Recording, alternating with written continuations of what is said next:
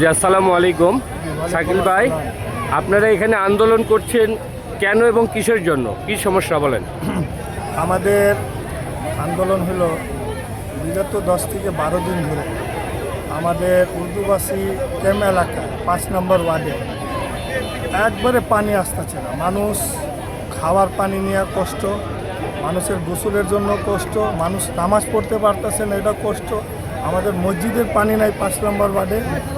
আমরা বাসাতে যাই, তারা কিন্তু আমাদেরকে বলতেছে যে ভাই আমাদের কিছু করা নাই, পানির প্রবলেম। কে বলতেছে কিছু করার নেই? ওয়াসার লোক, ওয়াসা কর্তৃপক্ষ। ওয়াসা কর্তৃপক্ষ। তারপরে একজন তফজ্জল নামের ইঞ্জিনিয়ার আছে, তাকে আমরা ফোন করে ডাকায় আনলাম।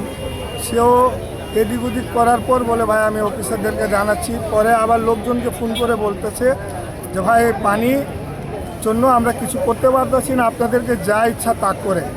এখন আমরা এটা বলছি আমাদেরকে গত বুধবারে, কিন্তু আমরা মনে করছি যে না সেই পানি ব্যবস্থা করে দিবে, কিন্তু আজকে শুক্রবার দিনের মতন আমাদের মানুষ কেউ গোসল করতে পারে না, নামাজ পড়তে পারে না, পানি নাই। বিদা নামাজের পরে আমরা আন্দোলন শুরু আপনি কথা বলতে থাকেন। আমরা আন্দোলন শুরু করেছি, আমরা মিছিল করেছি।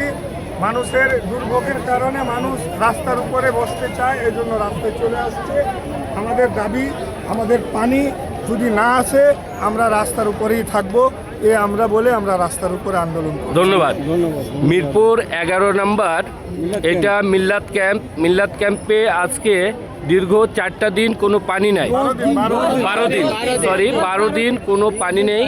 এই পানির শূন্যতার কারণে জীবন মানে পরিচালনা করা, সংসার, ঘরবাড়ি, রান্নাবাড়ি সব কিছু করার এমন একটা অতিষ্ঠ অবস্থা হয়ে গেছে। দেখেন মিরপুর 11-তে এই কালসি রোডের এই বিহারি ক্যাম্পে এখন আন্দোলনে নেমেছে লোকজন।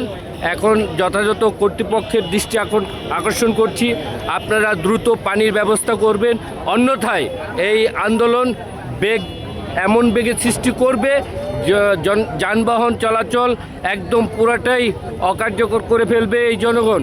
কারণ জনগণের পানি হলো জীবন, আর এই পানিকে যদি আপনারা সরবরাহ করতে ব্যর্থতা স্বীকার করেন তবে আপনাদের এই দায়িত্ব ছেড়ে দেওয়া উচিত বলে আমি মনে করি। যারা দায়িত্ব সঠিকভাবে পালন করতে পারবেন, জনগণের পানির চাহিদা মেটাতে পারবেন, তারা এই দায়িত্বে অব্যাহত থাকবে। জনগণের যে চাহিদা, এই চাহিদা পানি হলো জীবন, পানির এই জীবনটাকে অবশ্যই আপনারা গুরুত্ব সহকারে দেখবেন, এই বলে আমি আপনাদের কাছে বিদায় নিচ্ছি। আসসালামু আলাইকুম।